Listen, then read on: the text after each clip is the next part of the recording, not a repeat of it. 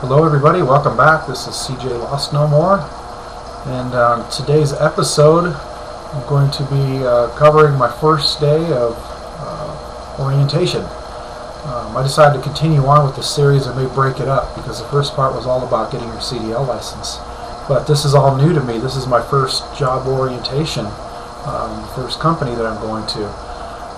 But anyway, I went in for the first day. There were 5 of us scheduled.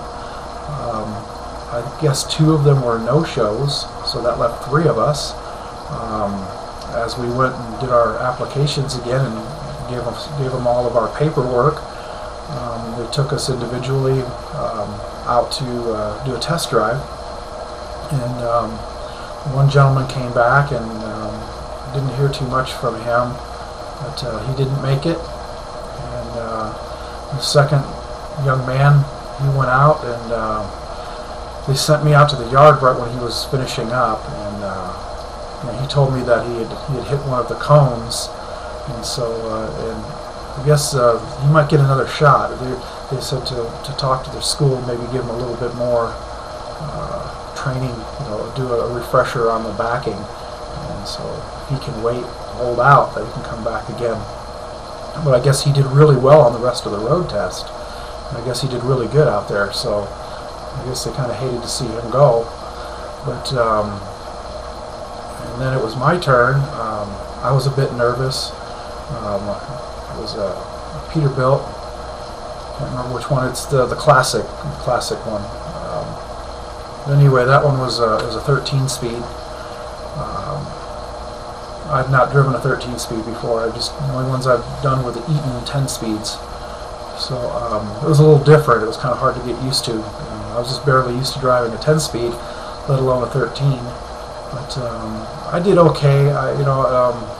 Personally, I wasn't quite used to that PD. It doesn't turn quite as tight as those Freightliners do.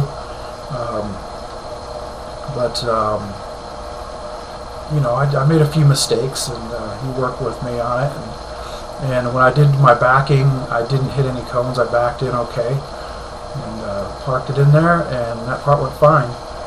So I went on to the next step, and they had me do a drug screen while I was there, and so they're going to send that out.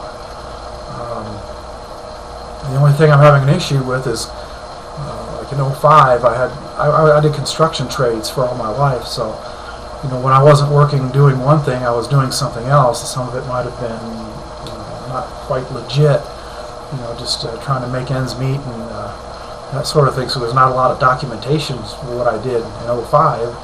And so I'm just trying to scrape and get stuff together. You seem to think it's pretty important these days to have a real thorough background. And at the time, since that time to now, I've just been steadily trying to get out of the construction trades, and that's what's brought me here. But anyway, so I hope I got enough information to satisfy what they need, because if it's not, they won't hire me because of that as well. So anyway, I hope it all goes well, and I hope this has been informative. I can just let you know what happens tomorrow. So good or bad, I'll give a report on what happens, okay?